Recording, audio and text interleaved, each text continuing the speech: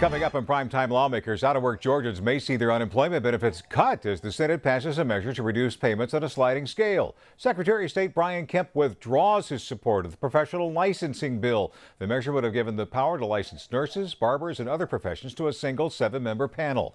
A bill passes the House requiring consolidated city-county governments to hold their nonpartisan elections in July instead of November. It's an issue that's been around for decades. There's new life in the effort to bring horse racing and betting to Georgia.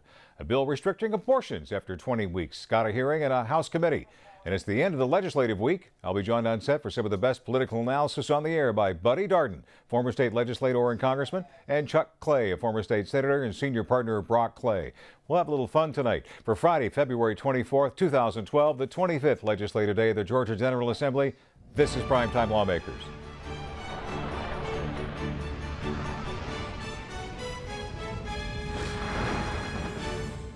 Good evening and welcome to Primetime Lawmakers, GPB's nightly coverage of the Georgia General Assembly. I'm Scott Slade. Let's go live to the Capitol now where Keosha Howard reports the Senate passed a measure that would make deep changes in the state's unemployment benefits. Keosha. Good evening, Scott. This controversial measure would provide for a maximum amount of time Georgians can receive unemployment benefits. It would cut that time from 26 weeks to a sliding scale of 12 to 20 weeks.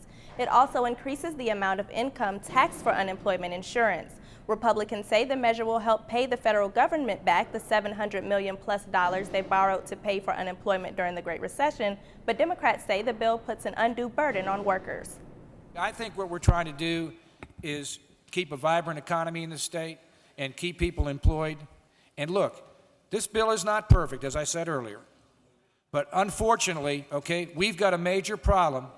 We in the legislature, now that we've been made aware of it in the last year and a half, we can't kick the can down the road anymore. It's time we step up, bite the bullet, and solve the problem. An analysis of this bill demonstrates that we are kicking the can down the road. We are again excusing the employers from complying with surcharge rates that have been in law for 6, 8, 10, 12 years. We give them a tax with all due respect, I think what this bill does, it pays back the federal government and gets us ready for the next recession. Newspaper reporter asked me, well, it's only $40 every 2 weeks. And what I told him is $40 may not seem a lot to a wealthy reporter, but to a working person who's out there, who's unemployed, that $40 is what? It's a bag of groceries. This is not welfare or whatever you want to call it. This is unemployment insurance where people who play by the rules pay in and expect to get something out.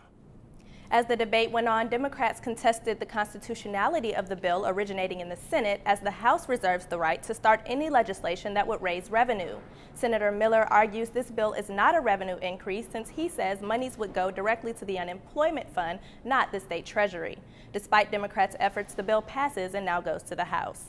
Bipartisan support today for a measure that would allow voters to decide whether to allow pari-mutuel wagering on horse racing in the state. Pari-mutuel wagering is a form of gambling where participants place their bets in a pool and winnings are distributed accordingly. Bill sponsor Senator Ronald Ramsey says this could bring jobs to the state and more money for the Hope Scholarship. Georgia has the highest population of horse owners and breeders in the state. Not any other state in the Southeast has such a mature industry, which will only be made stronger by horse racing in this state. Georgia State University has a study that will be released later today that shows that horse racing will create much needed jobs and revenue, and that such revenue will be earmarked for education and our Hope Scholarship. In addition to the Georgia State study, a poll was conducted by Landmark Communications. Landmark President Mark Roundtree says voters are favorable to the proposed referendum. 72% of Georgians agree and support the idea of the legislature enabling a statewide voter referendum that would permit horse racing and pari-mutuel wagering in the state of Georgia. 22% of people said they oppose that. Hal Berry, president of the Georgia Horse Racing Coalition, says this is not an attempt to bring other types of gambling into the state. Some of the gaming world is buying existing racetracks and using them as an attempt to get into a state, and then what do? they get the casino gambling in, and they run cheap horses, and they make their money off the casinos. That's not where we're headed. There is some opposition to the measure. Ray Newman of the Georgia Baptist Convention says that allowing betting on horse racing would promote addictive behavior, and that he's skeptical the measure will actually bring in the financial benefit it promises. If the bill passes, voters will have the final say. The bill has been assigned to the Senate Economic Development Committee. Senator Ramsey says he expects it to move expeditiously. Keeps coming up over and over again. We'll see if the jobs filter makes a difference in the sport of kings this time. Thanks, Kiosha. Preserving the Hope Scholarship has occupied many hours of debate under the dome the last two sessions. We've given quite a bit of time to the issue right here on Lawmakers. Today, House Speaker David Ralston took the well to wish a happy 80th birthday to the man who gave hope to Georgia, former Governor Zell Miller.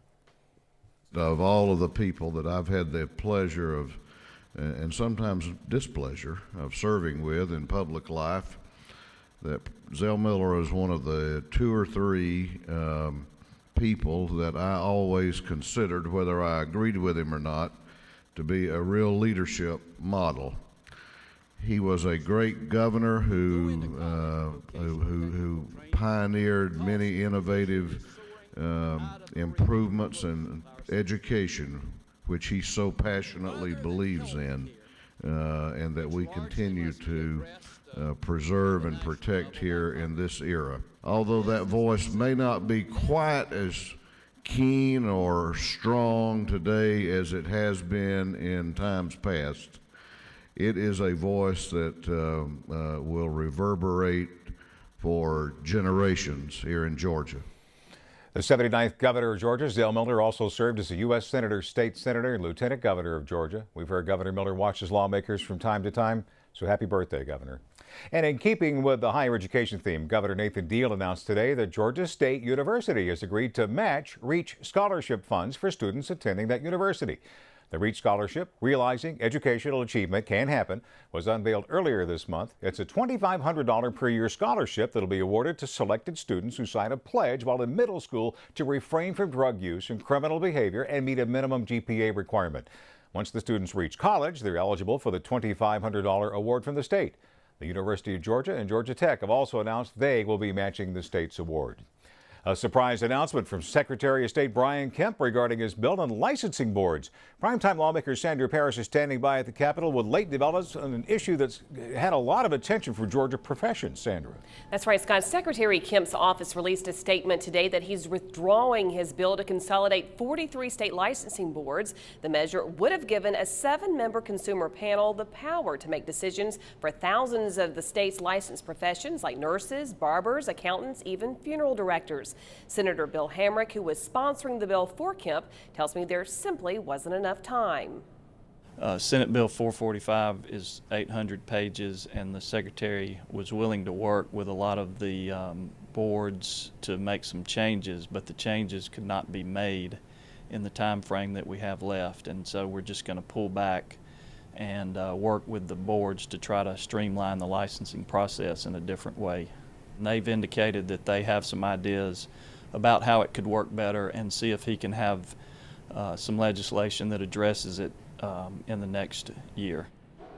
Earlier this week, close to a dozen professionals testified against the bill during a public hearing. The House took up several measures today. The most controversial was a bill to change the date of nonpartisan elections for consolidated governments in Georgia. Specifically, Augusta-Richmond County would be affected, moving its elections from the general election in November to the primary in July. This measure really just clarifies the legislation that we voted on last year, House Bill 158, which the General Assembly passed and the governor signed into law. It only impacts a handful of consolidated governments in this state.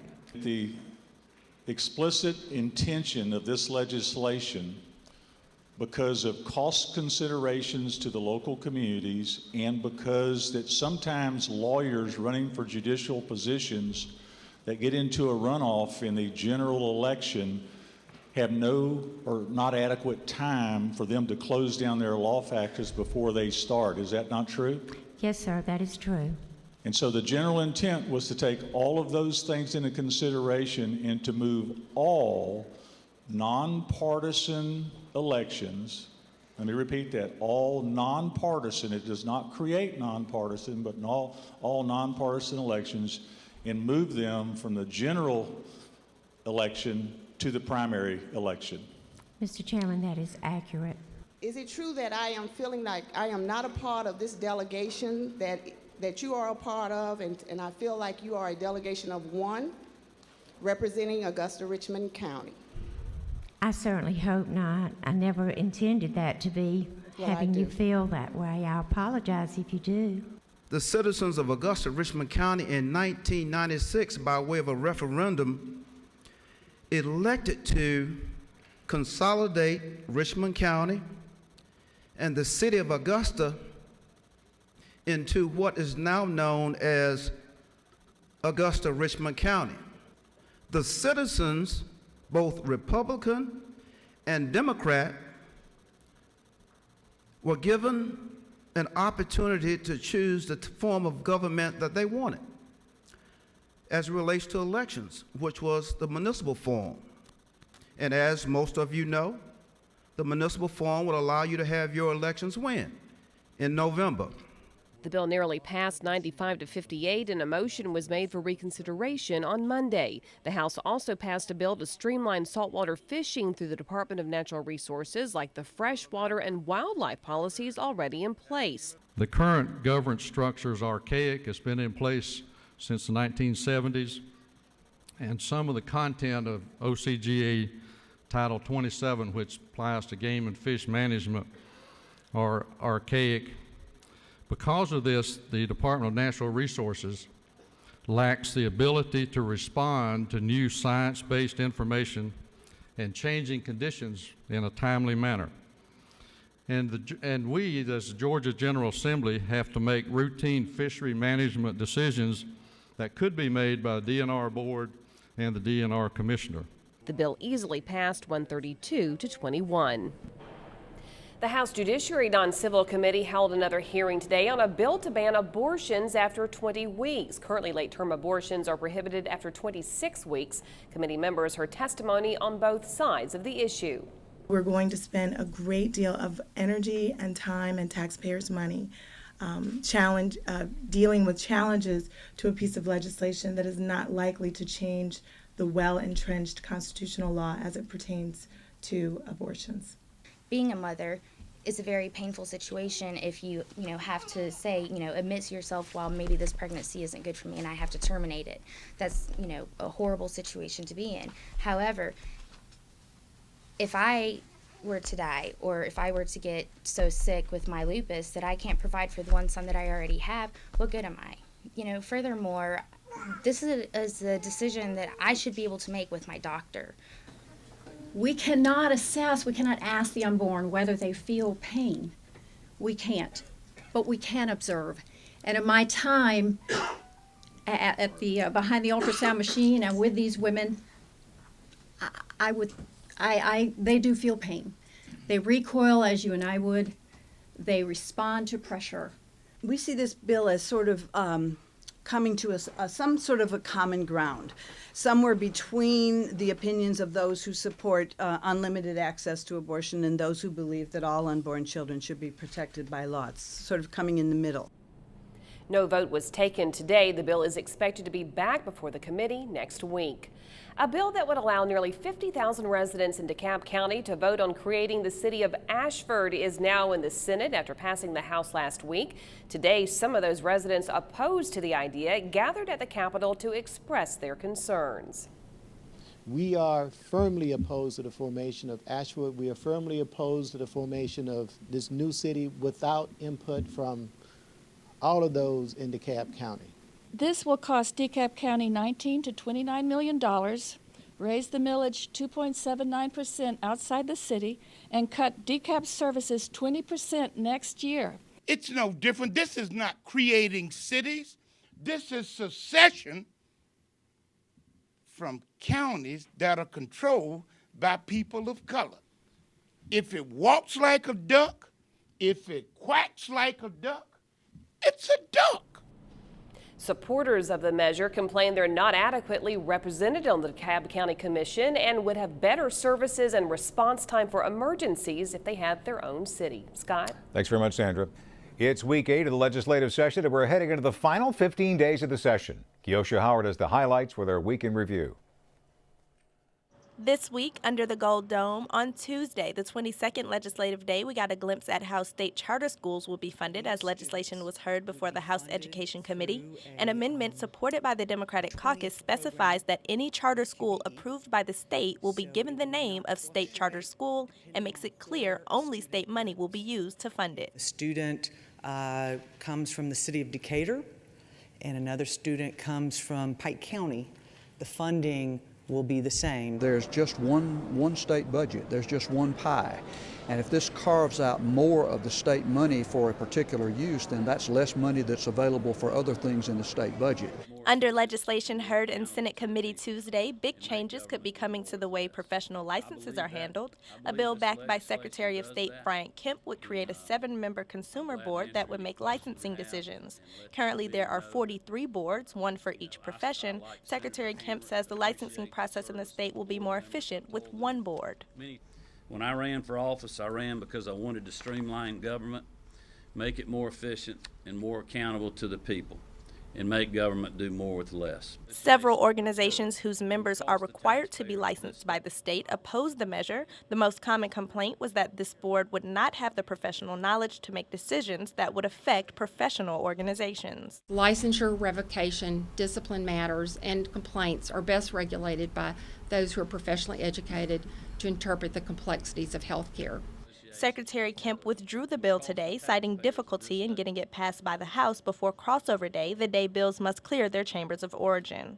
Also on Tuesday, the Senate Appropriations Committee passed their version of the fiscal year 2012 supplemental budget, which included $47 million in reduced spending. On Wednesday, the constitutional amendment allowing the state to authorize charter schools narrowly passes the House after failing 2 weeks ago by 10 votes. The measure to allow voters to decide if the state can approve and fund charter schools passed with only 3 votes to spare. The measure was immediately transmitted to the Senate. A bill intended to keep illegal immigrants out of Georgia's colleges and universities passed committee late Wednesday afternoon. The measure by Senator Barry Loudermilk would classify higher education as a state public benefit that only legal citizens are entitled to. We want to ensure that our citizens of this nation and this state are the ones that are attending the universities. University System Chancellor Hank Huckabee defended a plan put in place by the Board of Regents this past fall that prohibits undocumented students at the state's 5 largest colleges and requires them to pay 3 times the tuition to attend the state's other schools. The measure passed and now heads to the Senate Rules Committee. And the war over reproductive rights took a new turn in the state. House Democrats held a public hearing Wednesday to introduce anti-vasectomy legislation. The bill responds to Republican-sponsored legislation that would make it illegal to get an abortion after 20 weeks. I think we're talking about the state protecting, life, pre-viable babies. If you look at a 20-week-old fetus, it is a little baby. We feel that if women's rights are going to be invaded upon, the same respect should be given to the men in reference to a similar procedure. Of course, we know it's not the same in any capacity, but it's something. That legislation is currently in the House Health and Human Services Committee. Georgia's Return to Play Act, a bill requiring the State Board of Education to develop mandatory guidelines for educating people about the nature and risks of concussions sustained in school sports, passed out of committee on Wednesday. Some felt that certain provisions of the bill imposed too much liability on local athletic organizations and school boards. The committee voted on revisions that would remove some of that liability, and the bill was approved by substitute. That legislation now moves on to House rules. On Thursday, the 24th legislative day, the Senate passed the $18.5 billion 2012 amended budget, moving $42 million from Hope Scholarship funding to the Zell Miller Scholarship, a major concern for Democrats. We have to almost double the cost of the Zell Miller Scholarship program within Hope, which means that program for the privileged few will eat far more of the regular Hope Scholarship for the middle class than we believed. The Senate Thursday also passed the bill that would require students to complete at least one online course to graduate from high school. Senator Vincent Fort says the measure limits local control by putting a mandate on local school systems. The bill passed and moves to the House. And that's a look back at what happened this week under the Gold Dome. We'll take a short break of Primetime Lawmakers, but don't go anywhere. There's much more to come. Buddy Darden and Chuck Clay will join us on set when we come back. It's the end of the week. It's time to have some fun, so stay with us. We'll be right back.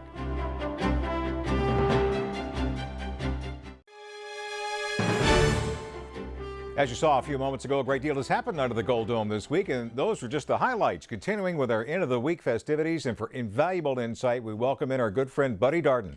Buddy's a former state legislator and U.S. Congressman. He's senior counsel at McKenna, Long, and Aldrich. And it's our pleasure to welcome back to Primetime Lawmakers Chuck Clay, former state senator and senior partner at Brock Clay. We'll get into some of the issues of the week for just a moment, but we can't ignore Zell Miller's 80th birthday, Buddy. That's right. I want to let you know that 1 week ago today, I saw him in Athens at the dedication of the Richard B. Russell Library. He looked so much better. He's making a very, very strong improvement. And Scott, he told us that he watches the Lawmakers every night. So I want to wish him happy birthday along with everyone else at the Capitol. 10 of my 12 years at the Senate, he was either lieutenant governor or governor. And I learned a lot. You never wondered who was the boss. I was going to ask, was there any question who was in charge? No, and I was not, and I was a Republican, no doubt. Well, we can see the TV antenna in our mind's eye on top of the Rock House right now. Absolutely. Hey, thanks for bringing that up. Sure do. Well, let's talk about the unemployment bill in the Senate today, a reduction of benefits. Is it time to pay the piper, or is this unfair to people who paid into the system in good faith, Chuck? I think it's one you have to do. I don't see it as a partisan issue. People on both sides, that fund was up. When I was there, we argued about cutting it back. It was cut back with Governor Barnes. It was retained under Governor Perdue. Nobody foresaw the recession. You've got to do it now, or there'll be a tidal wave in the next year or two. This is a very serious cut, though. And if you're receiving unemployment, it's going to hurt. It's going to hurt very severely. And also, I think they might be right about the constitutionality of it. I think you've got to start those revenue bills over in the House. And I realize that they rule differently than what I think, but I think before it's over, there'll have to be some kind of waiver, and the House is going to weigh in and probably start over. The tab Georgia owes to the federal government because they couldn't pay all the unemployment benefits is around $720 billion, $720 million, which is a much better shape than a lot of other southern states, right? True, but still, pay now, pay later. And I'm not saying it's not painful, but for businesses to continue to thrive in a tough time, I'd rather see a little bit paid now. Take the pain while you can, and I understand it is a difficult decision, but I think it's the right one. The sport of kings came up again. The whole idea of parimutuel betting, not horse racing. You can race horses all day in Georgia. You just can't bet on them, right, buddy? Scott, I went to Florida one time with Tom Murphy and some other chairman of various committees, and they were talking about it then, and everybody likes to go to Florida to watch it, but nobody wants it in Georgia.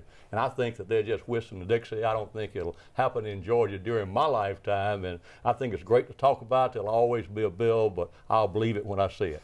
Yeah, you'll have to explain parimutuel betting to a lot more people for that one to get out of the chute, so to speak. But how about this angle, talking about it being a catalyst for jobs? It's coming through the jobs filter now. It'll put a lot of people back to work. We heard some dire forecasting from Rajiv Dewan with Georgia State University saying that the rest of 2012 we might not have job growth at all in Georgia. But he's well, right. A lot of things create jobs that maybe we don't want. Prostitution. Not sure we need to go down that path. You know? But it is one that I don't see. It maybe a good idea whose time has not come, or a bad idea whose time has not come. But I would not be holding our breath to invest in horse racing right now. We're going to keep our eggs in the lottery basket for the foreseeable future. Okay. And it may be a good idea. Only support one. I'm not saying anything wrong, but there's not the political will as yet. Okay. Hope and reach. Tinkering around with ways to get scholarships to more deserving Georgia students. By deserving, I mean those who have good grades.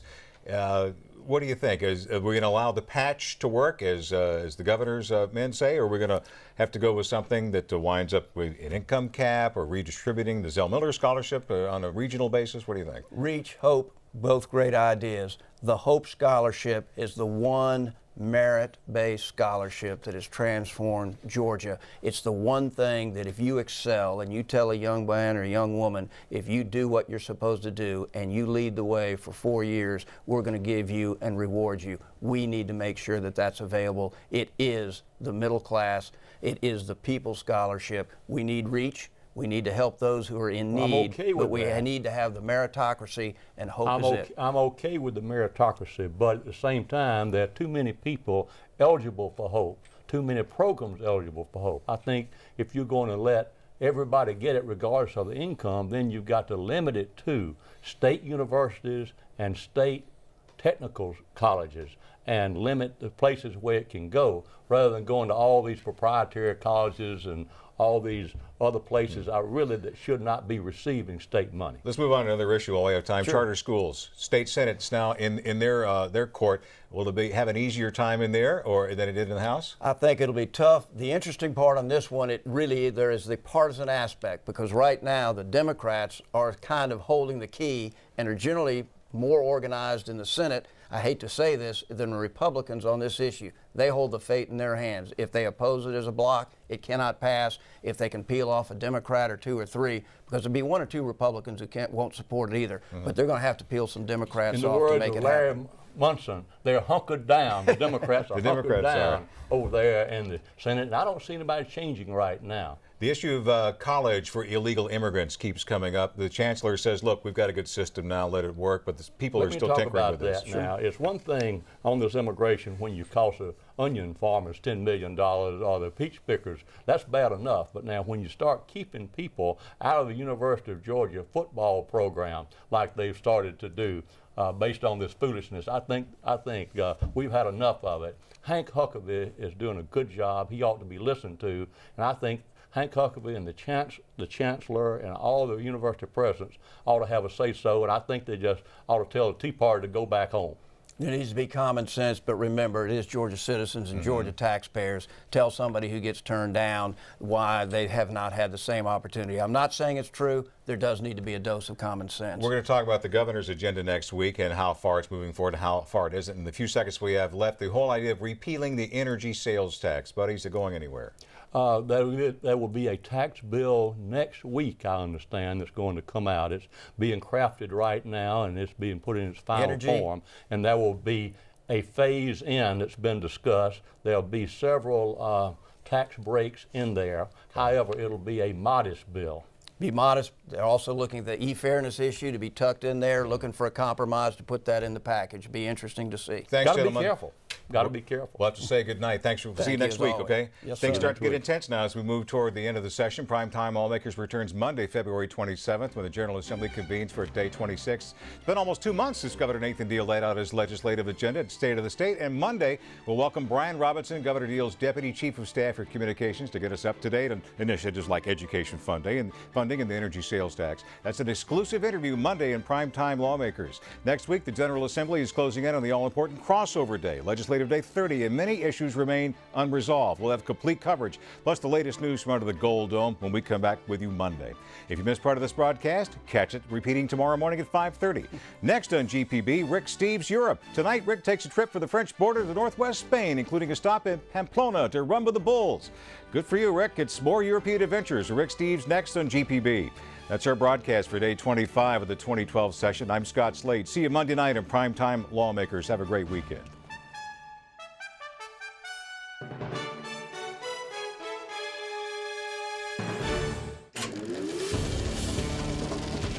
This is a GPB original production.